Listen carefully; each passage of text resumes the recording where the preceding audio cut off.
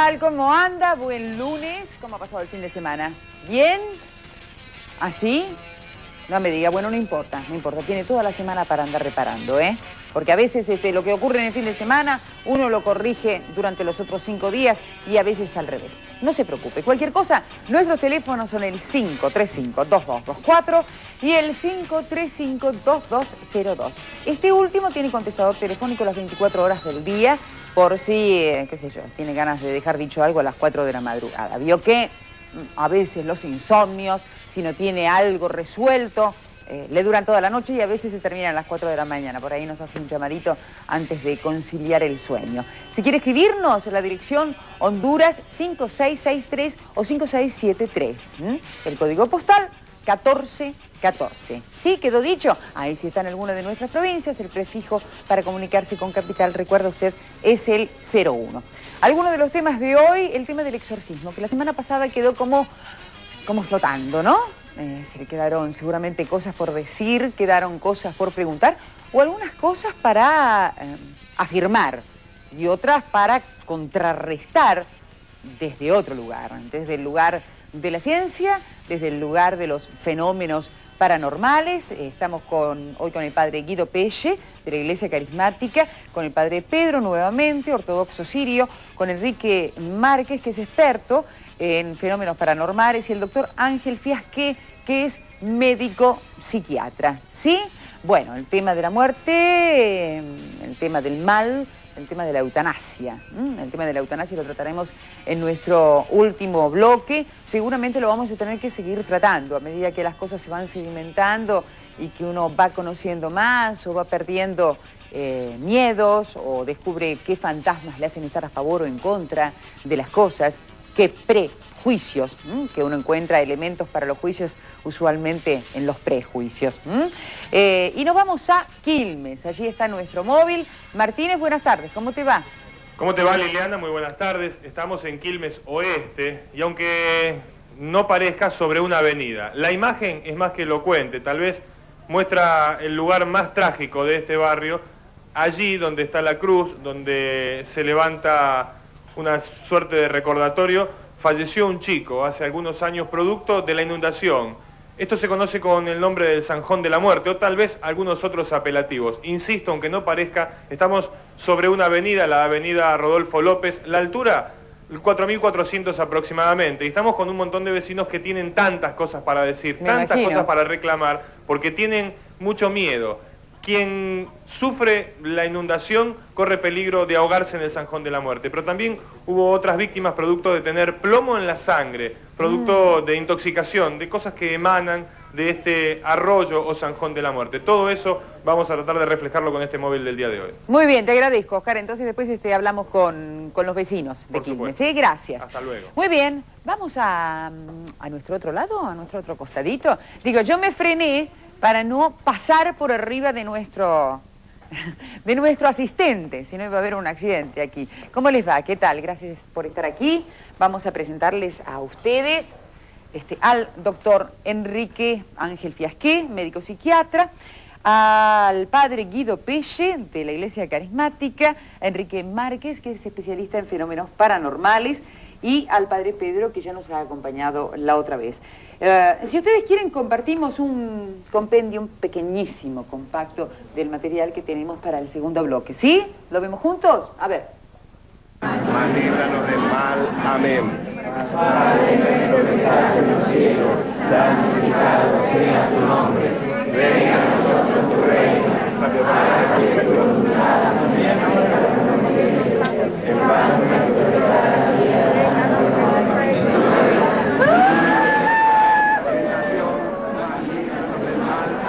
me dijo que yo ya me había transformado, que no era yo, que parecía como un felino. Te digo, en la materia fecal he despedido 100 pies, babosas, alacranes, he despedido pelos por la boca, telarañas.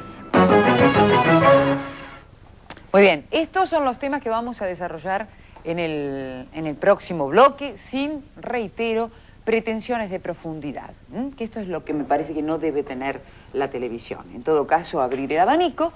Si a usted le interesan algunos de los temas, los tendrá que profundizar en otras áreas, con libros, con gente.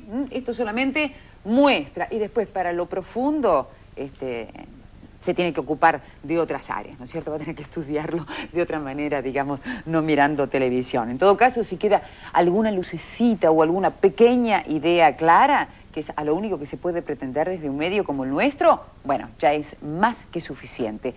Quiero oír lo que dice el doctor Ángel Fiasqué. Usted ha visto un pantallazo, más o menos. ¿Cómo se decodifica esto desde la ciencia, doctor? ¿El problema del exorcismo? Sí. Mire, primero de todo hay que diferenciar entre dos aspectos básicos, entre la ciencia y la creencia. A ver. El exorcismo está dentro de la creencia.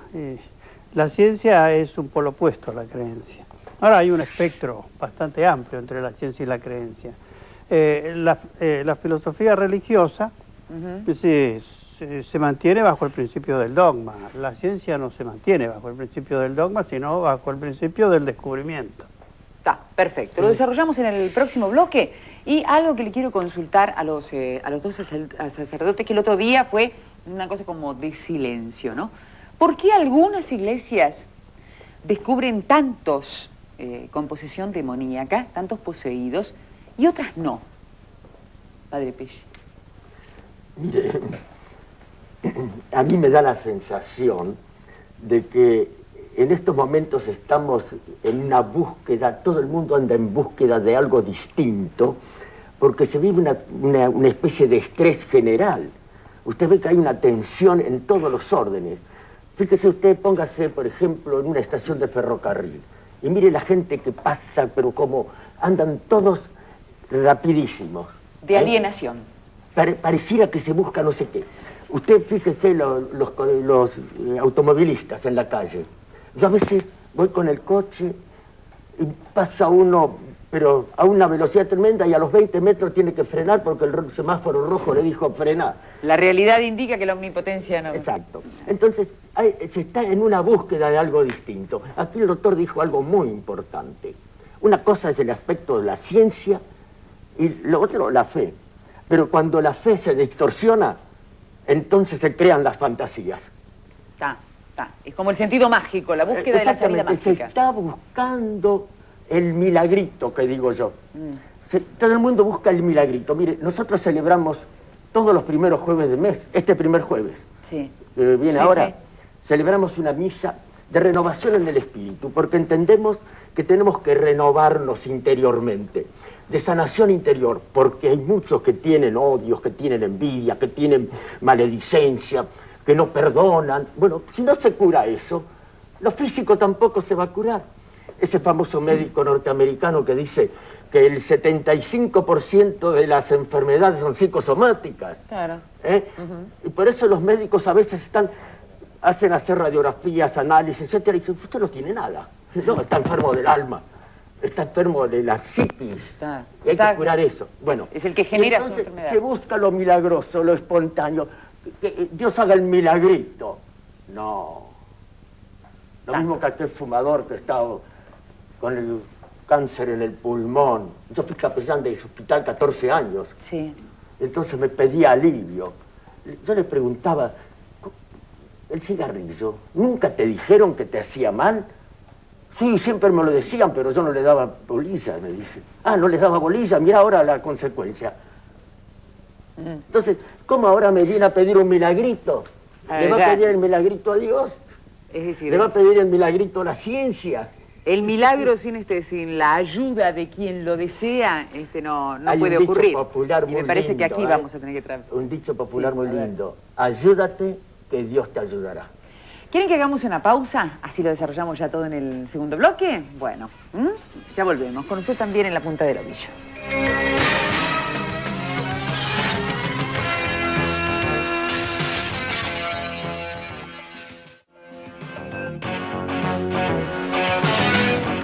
Muy bien, seguimos en la punta del ovillo y estuvieron nuestras cámaras en la iglesia del Padre Pedro. correcto, que realiza bastantes exorcismos. Quiero que compartamos con ustedes, usted ya lo conoce largamente, así que con las 3 personas que no han visto este material y naturalmente con usted lo que hemos recogido. A ver. Mas líbranos del mal. Amén. Padre nuestro que estás en los cielos, santificado sea tu nombre. Venga a nosotros tu reino. Hágase tu voluntad, también ahora como en el cielo. El pan nuestro de cada día, danos hoy.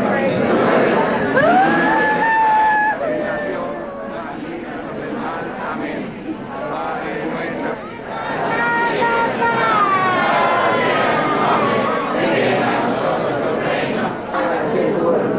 En la tierra como en el cielo. No sé, fue algo totalmente extraño, fue algo que me agarró un ataque de llanto, algo que, no sé, no lo puedo explicar, no podía parar. Es algo que, no sé, era un peso, era una angustia que tenía dentro de mí.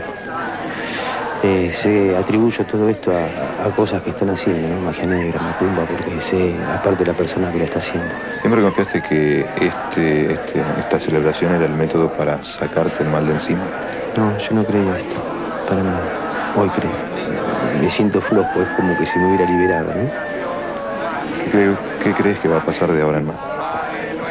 Está en mano de Dios, ojalá que sea lo que era siempre, una persona normal.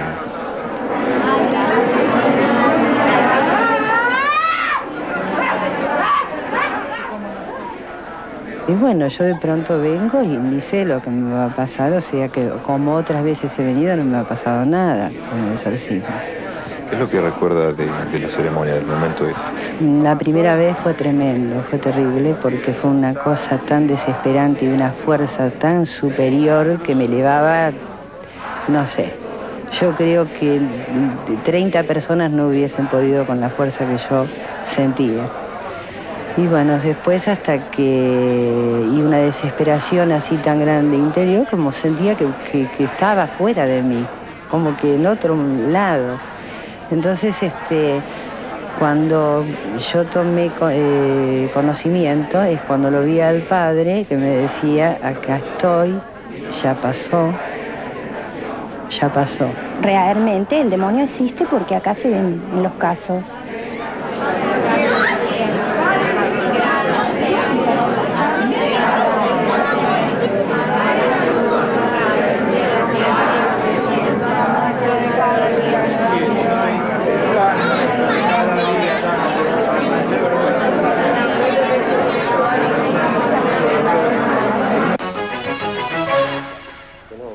Bueno, ¿esto fue un exorcismo? Sí. Bueno, algunos sí, otros no.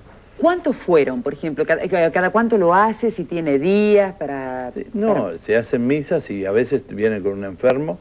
Y bueno, lo único que hacemos es rezar y dar el agua bendita. No hay otra cosa. No hay otra cosa. No. ¿Eso es un exorcismo? Es un exorcismo mediante las oraciones, ¿no? ¿Eso es un exorcismo para usted? Mire, yo le digo una cosa, el padre es de la Iglesia Ortodoxa, entonces él tendrá su legislación propia y actuará en función de esa legislación. Yo, sacerdote católico, me guío por la legislación propia de la Iglesia Católica. ¿Qué dice qué? La Iglesia Católica no está en contra del exorcismo. La Iglesia Católica simplemente, mire, aquí le traigo lo que dice el derecho canónico. En el canon 1172, sin licencia peculiar y expresa del ordinario del lugar, nadie puede realizar legítimamente exorcismos sobre los posesos. Está bien, pero ¿cómo se...? Para mí la cosa es averiguar. ¿Cómo se dan cuenta, ustedes dos son sacerdotes, si esto que tiene esta mujer o este hombre es el demonio? Bueno. Digo, ¿por qué para una iglesia? Porque nadie me lo dijo. El joven no tenía el demonio, tenía un estado especial que se le fue ¿Alguno espiritual. estaba poseído por el demonio de los Sí, dos? algunos sí. ¿Sí? Bueno, habían dos casos, ¿cómo se da cuenta la Iglesia Ortodoxa siria de que esto es el demonio? No. ¿Por qué no se da cuenta la católica o al revés? No. ¿Cómo se sabe si es el demonio? ¿Cómo se sabe? Pero es que yo le explico, nosotros vamos con la cruz rezando y ahí cuando ven la cruz es que se transforman y comienza ¿Y para ustedes? Comenzamos nosotros la oración que la hacemos en toda la iglesia, a todas las personas. A ver, perdóneme, padre. ¿Cómo decodifica usted esto? A ver. Mire, este tipo de reacción uno la conoce dentro del campo de la psiquiatría en los diagnósticos de histeria, que puede llegar hasta más. Histérica. Claro, puede llegar a más, pues una parálisis histérica, hasta una ceguera histérica que se llama, en la clínica se llama amaurosis histérica. Que puede ser colectiva incluso. Claro, ahora, esto se puede resolver en general con alguien que funciona con algún sistema de influencia psicoafectiva, es decir, que pasa a representar de alguna forma el omnipotente capaz de, y entonces lo que está en un plano de conversión, que no es realmente un compromiso corporal, es decir, desaparece, ¿no? También desaparece y no aparece nunca más a través de un tratamiento psicoanalítico, porque hace consciente lo inconsciente, entonces lo resuelve definitivamente. Saca toda esa angustia que decía ese hombre que tenía al principio. No, y hace consciente los motivos y las causas que han generado este tipo de reacción. Esa sensación de ajenidad que era lo que tenía este hombre, de estar en otro lado, de no ser él, entra dentro de la característica de la histeria. Sí, es un sistema confusional que tiene su explicación en el campo de la ciencia. Desde los fenómenos paranormales. No, yo en realidad no soy experto en fenómenos paranormales, diría experto en presuntos fenómenos paranormales. Esto no pasa en realidad por nada de paranormal.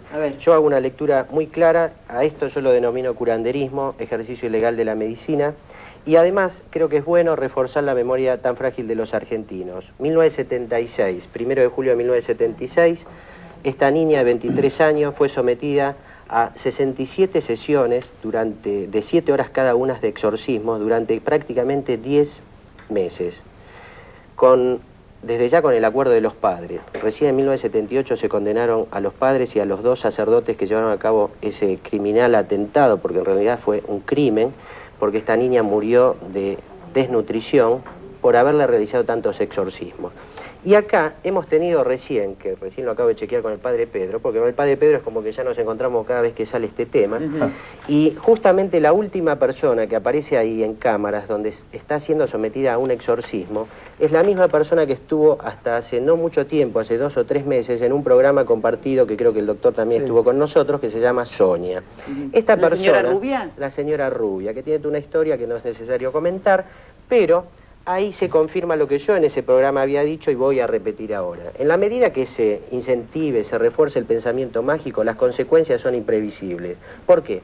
Porque desde el momento que estamos en acuerdo total con el doctor Fiasque y en forma tal vez parcial con el padre, en que la ciencia es una cosa, la creencia es otra, pero en esto sí comparto con lo que dice el padre, que en la medida que se haga un mal uso de esa fe o un abuso de esa fe, las consecuencias pueden ser impredecibles. ¿Qué pasa cuando yo, siendo el padre Pedro, el pastor fulano, mengano, quien fuera, no importa en este caso el nombre, le digo a esa persona, yo te estoy sacando los demonios, le estoy diciendo que vos tenés un demonio, más allá que actúe el factor de sugestión, como hablaba el doctor, esa persona, si se mejora, entre comillas, porque actúa sintomáticamente, ¿qué obtiene de eso? Una momentánea mejoría, pero con el tiempo se va a dar cuenta que siempre tuvo el demonio y siempre va a volver a su exorcista de cabecera, en este caso el padre Pedro, esa Sonia que en ese momento dio testimonio, yo estoy bárbaro, el padre Pedro me salvó, el padre Pedro hizo esto, lo otro, hoy la vemos nuevamente en imágenes, siendo sometido a un nuevo exorcismo. O sea que el padre Pedro, el trabajo de él nunca se va a acabar, porque todos esos que van ahí, día a día van a volver, si dentro de un mes, dentro de 15 días, para volver. Es el tipo caso de todos los curanderos. No, no es así y estás equivocado, porque sucede que si en el caso de esta chica, si está endemoniada, el demonio puede volver muchas veces más porque lo dice el Evangelio. Y el Evangelio es la base de las iglesias ortodoxas, de la iglesia católica y también de las evangélicas y protestantes. Por lo tanto, nosotros todos, creo, al tener como base el Santo Evangelio, creemos en la posesión, creemos que el demonio, como lo dijo el otro día el padre, tienta y también posee por espíritus, porque acá te lo aclara el Evangelio. Ahora bien, el doctor dijo, una histeria se puede curar, bueno, y este tipo de sintomatología no le aparece nunca más. Y desde la fe se nos está diciendo, desde la iglesia, desde la fe, porque no quiero complicar las dos cosas, porque puede haber gente sin fe que va a la iglesia ¿no es cierto? Claro. Y gente con muchísima fe que no la frecuenta nunca. Entonces quiero apartar el fenómeno, incluso para uno de los llamados del Ali, por ejemplo. Y en cambio, desde la iglesia se dice, el demonio puede venir infinidad de veces. Digamos que si uno tiene esta sintomatología, bueno, opta por ir a un psiquiatra que me lo saca para siempre, lo llama histeria, demonio, lo que fuere, y desde la fe entonces cada tanto me agarra a mí. Ahora, ¿por qué siempre a determinadas personas y a otras el demonio no las elige nunca? A ver. Está en lo subjetivo. La persona cree que se siente así. El caso yo estoy con lo que dice el doctor. Es un caso especial de una persona que está así sin nada. Confía en el padre Pedro y se le produce diríamos, la liberación. Claro. Sería la persona omnipotente de que usted hablaba. Claro, pero además Márquez fue claro. Es decir, si uno estudia el desarrollo del pensamiento humano a través de la historia, sabe que pasa por un periodo donde toda la omnipotencia está en la persona, que se llama el periodo cosmogónico. Después pasa por, y con un pensamiento mágico. Que la magia funciona.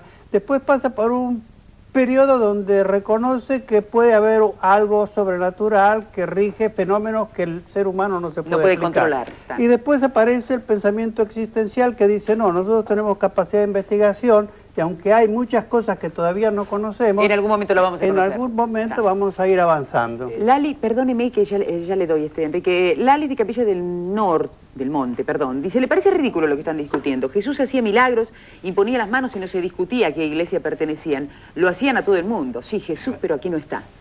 No, pero digamos, Jesús delega en sus discípulos. A ver, Alejandro de Villa Bosch dice, ¿el padre Pedro cobra? No, ayer cobraron parte del exorcismo. La gente asiste a la misa y después se pasa. ¿Usted no cobra? No, pedimos contribución para los niños que tenemos en nuestros hogares y para los comedores nuestros. ¿Piden contribución? Pedimos contribución, porque tenemos 1.700 personas para dar de comer. Para dar de comer. A ver, ¿quién está en el teléfono? ¿Hola? ¿Hola? Sí. ¿Cuál es su nombre? Yo soy Mirta Cejas. ¿Nilda? Mirta Cejas. Mirta, sí. La escuchamos, Mirta. Sí, miren, yo tengo una sobrina que se fue al Padre Pedro y sacamos turno y le cobró a mi hermano 70 pesos la visita. Después fuimos a la misa que hace exorcismo y bueno, cuando se fue le cobró 10 pesos para la misa. Después le compramos velas, que también no recuerdo bien cuánto costó las velas. Bueno, el padre Pedro la está escuchando. Y no sé, bueno, no le hizo nada a mi sobrina. A ver. Nosotros pedimos la contribución, que es para dar de comer a nuestros hogares que carecen de subsidio y que de todos lados recibimos gente, sin discusión. ¿A usted, a su sobrina le pidió una contribución de 70 pesos? ¿Una contribución? No. Se cobra la tarifa. Yo tenía ese turno también para mi hija y como cobraba 70, yo no fui. O sea, no me acerqué yo. Es una donación. Al turno. No es una contribución porque yo sé que teniendo una persona enferma y todo eso no puede... Y que no puede atiender a todo el mundo. Pues. Entonces cobran 70 pesos. Es decir, y si usted no tenía... si no tenía, no lo atiende. No lo atiende. Yo porque tenía turno para mi hija también y no fui porque me quise morir, porque 70 pesos mi hermano le dije, ¿cómo pagaste? Y bueno, eso era la tarifa que cobra. Cuando yo hice un comentario en la calle que cobraba mucho, que se hacía bien, bueno, genial, pero no le hizo, no se curó. Y como hice un comentario en la calle con una señora, me dijo, no es mucho lo que se paga, señora, por todo lo que ayuda el sacerdote a gente desamparada. Pero a veces uno no puede dar tanto para gente desamparada, si apenas tiene para vivir. Y más con una persona enferma, que gasta por todos lados. Muy bien, Mirta. Le agradecemos mucho el llamado, Bueno, de nada. Le agradecemos. Luz de Olivos dice, no cree que haya tanta gente para exorcizarse. Andrea de Villa Ballester dice, la gente tiene que hacer terapia, no exorcismo. Eduardo dice, la histeria de las mujeres y la neurastenia de los hombres. ¿Cómo es este caso que vimos? ¿También se cura con exorcismos? El exorcismo no cura, en realidad. Ya lo hablamos, actúa sintomáticamente. Pero las secuelas quedan siempre y siempre reaparecen, por eso comenté el caso de Sonia. Pero yo lo que quería comentar antes, un poco en respuesta a la pregunta que se había hecho, que dio su punto de vista del padre, es que justamente en este tipo de lugares, sea en el caso del padre Pedro, muchos pastores evangelistas, sobre todo los pentecostales, es continua la palabra del demonio, diablo, siempre ese temor, siempre se alimenta el temor, que siempre ha sido pilar en toda religión, el antagonismo bien y mal, si no tendría que haber desaparecido, porque en la medida que yo temo al demonio, tengo miedo, claro, ¿quién me va a salvar? Yo a Dios no lo veo, pero bueno, están sus representantes, que son los sacerdotes o quien fuere. Entonces, juega un papel capital esto del tema del temor.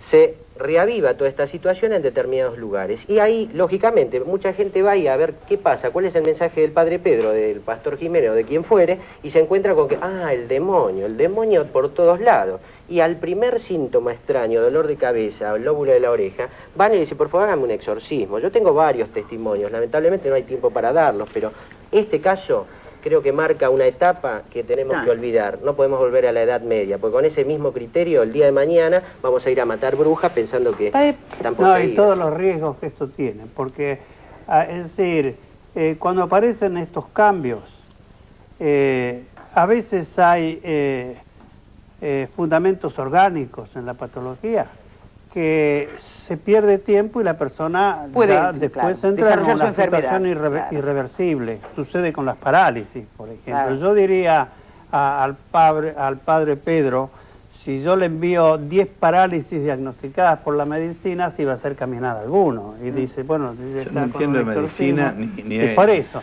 En cambio aparece una histeria, aparece una parálisis histérica y en una de esas él tiene un éxito inmediato, temporal. Porque es una parálisis histérica y porque no es una parálisis mental. Esto es importante porque en la medida en que el ser humano ha evolucionado, su pensamiento ha evolucionado, y la filosofía religiosa, que tiene un pensamiento que, es decir, tiene vivo la situación de aceptación de lo desconocido, lo tiene vivo. Entonces uno elige entre el dogma, que ayuda a veces a vivir, como dijo el padre, la fe, es un buen, es decir, elemento terapéutico para mantener el optimismo, es decir, y no entrar en la depresión, o la elaboración de los elementos que hacen a determinados conflictos a través de un tratamiento de carácter científico. Correcto, quedó claro. Dígame, lo que yo le quiero preguntar es esto. Esto que vimos nosotros, ¿fue un exorcismo hecho multitudinariamente? Nosotros salimos a rezar, a hacer la oración, rezamos sobre todos, y bueno, y aparecieron estos casos. Ahora, ¿por qué da turno? ¿Turno? No, hay gente que viene damos consulta para conversación espiritual, y no se cobra. La señora está faltando a la verdad, porque pedimos una donación para dar de comer a nuestra gente. ¿Pero usted pide una donación de 70 pesos? De lo que nos dan.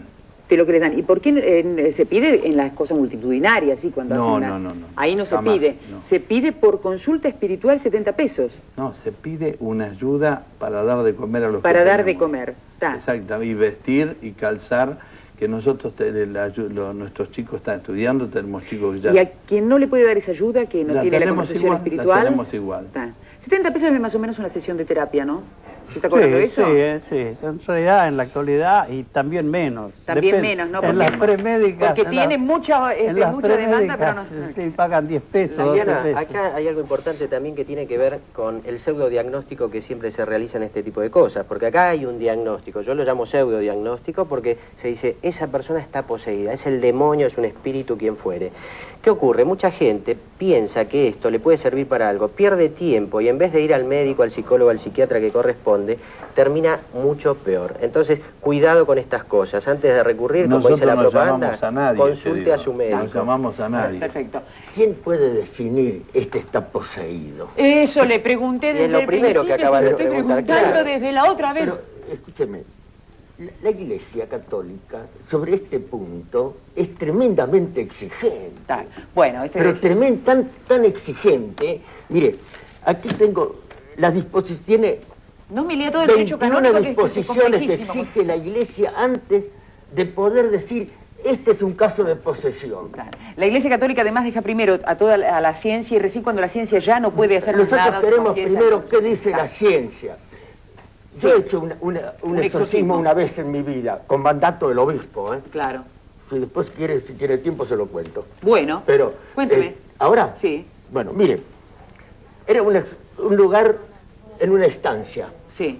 Donde Dígame hasta dónde había llegado la ciencia y por qué se decidió que era el demonio que lo había poseído. Porque habían consultado, habían preguntado a medio mundo y nadie supo dar una respuesta. Entonces me vinieron a ver a mí. ¿Sí? Me vinieron a ver a plantearme el problema. Me vino el dueño de la estancia, el administrador y qué sé yo cuánto más. Dígame, ¿hizo el exorcismo y se curó? No, pará. Antes, yo le dije al obispo, planteé los problemas al obispo. Sí. Y el obispo me dijo, bueno, estudié el caso exhaustivamente. Imagínese que me fui una noche a dormir ahí en ese lugar. Sí. El obispo me preguntó, ¿te vas a animar? Sí, voy a hacer... Dormí allí y debajo de la cama había un perro grandote así. Sí. Y yo dormí lo más tranquilo porque estuve en un sueño muy pesado, además soy sordo y casi no oigo. Los ruidos no me molestan. Si aparecía, usted no se enteraba. Los ruidos no me molestan. Y a las 4 de la mañana el perro se levanta y se pone junto a la puerta, haciendo... Yo lo escuché durante 15 minutos. Y dejó de aullar y se metió debajo de la cama. A las 6 de la mañana, de nuevo. Sí. Yo me dije, ¿no querrá salir este perro? Lo aguanté. Sí. A los 10 minutos se volvió de nuevo debajo de la cama. Sí. Y después allá más temprano, eso de las 7, sí, ya de nuevo, entonces le abrí la puerta para que saliera afuera. Sí. Paralelamente a eso, a la mañana, mientras estábamos desayunando tranquilamente, una de las 3 hijas de los dueños de la estancia le dicen, papá, ¿qué te pasó anoche? Que estabas toda la noche caminando por allí. Y el padre, que no quería descubrir la situación, le dice, mira, hija, estaba con insomnio y entonces me levanté a caminar. Pero la chica se quedó tranquila. Sí. Bueno, después de todo el estudio hecho... Sí. ¿Había o no había demonio? Parate, le digo al obispo, mire, no estoy convencido. Sí. No estoy convencido de que a esto haya una posesión diabólica. Pero, si le parece a usted, yo haría un exorcismo, si a usted le parece. Sí. ¿Y qué vas a hacer?, me preguntó. Mire, yo voy a hacer 3 pasos, voy a hacer. Primero, voy a celebrar la misa en ese lugar. Sí. Voy a celebrar una misa en ese lugar. Segundo, voy a hacer el exorcismo. Y tercero, voy a entronizar a la Virgen de la Medalla Milagrosa. El exorcismo me lo haces en latín, me dice. Sí. Porque el latín es una lengua muy imperativa, muy fuerte. Claro. ¿Y lo hizo? Lo hice. ¿Y? Bueno, después que hice el exorcismo, todo, le insisto, yo personalmente no estaba del todo convencido. Pero estaba convencido de lo que hacía, eso sí. Mira, si no me van a terminar sacando del aire a las 3 de la mañana. Yo quiero saber si lo hizo y se curó. Bueno, después de eso, ese administrador se fue y vino otro administrador. Sí. A los 2 o 3 meses. Entonces lo fui a ver porque era muy amigo mío. Le digo, decime, chi, ¿qué tal aquí? ¿Cómo estás aquí en este lugar? Lo más bien, chi. Decime, aquí no pasa nada. Nada. No pasa nada. No sentí cadenas que caminan, no sé, tipos que andan por ahí de noche, fantasmas, ¿no? No, aquí no pasa nada. Perfecto. Bueno, le agradezco muchísimo. A mí me parece muy interesante que este final haya sido hecho por un representante de la Iglesia Católica Apostólica Romana. Yo, de verdad, si a mí me piden contribución para algo, Pedro, yo no les doy. Contribuyo para otro lado, y en todo caso, después chequeo a ver si me pueden sacar lo que tenga, si es que creo en eso o no. Pero nosotros nos pedimos plata para exorcizar. Ah, pero queda en la zona de duda, mire, queda en la zona de sospecha. Con estar presente ahí se comprueba. En zona de sospecha... Con ir, se puede ir y ver. Pero apareció una señora que tenemos el teléfono, todo que lo ha dejado y demás. Entonces, como queda en la zona de sospecha, porque tan habilitada la palabra de la señora como la suya, entonces, en esta zona de sospecha, en temas así, tan delicados, entonces uno tiene que decir, plata no, porque quien está para hacer el bien, no cobra por hacer el bien. Lo dice Jesús en el Evangelio. Entonces, sí nos basamos en una cosa realmente. Nosotros y si no siempre se me va el tema. Y está muy bien, hay que pedir contribución por otro lado, pero no ligarlo a esto. Pero no hay en otro lado. Y el tema... Y pedimos a la gente que va a la iglesia. con la gente. A los que van a nuestra iglesia. Mónica no Carranza diezmo, Mónica Carranza le da de comer a un montón de chicos realmente y no está ligado con este tema de fe que es tan fuerte. Y luego, primero lo médico, primero la ciencia, si quiere, paralelamente la ciencia y demás. Y si no, que hasta la ciencia trabaje con aquellos que tienen el ámbito de lo mágico. Pero cuídese, ¿vio? Porque el envase uno tiene uno solo. Y está bien que en el más allá nos vaya a ir maravilloso, yo tengo una profundísima fe, pero cuidemos el más acá con el único envase que tenemos también. Nos despedimos, vamos a hacer una pausa, porque toda la gente desesperada porque quiere ir a pausa, y enseguida volvemos con ustedes. Sí, muchísimas gracias.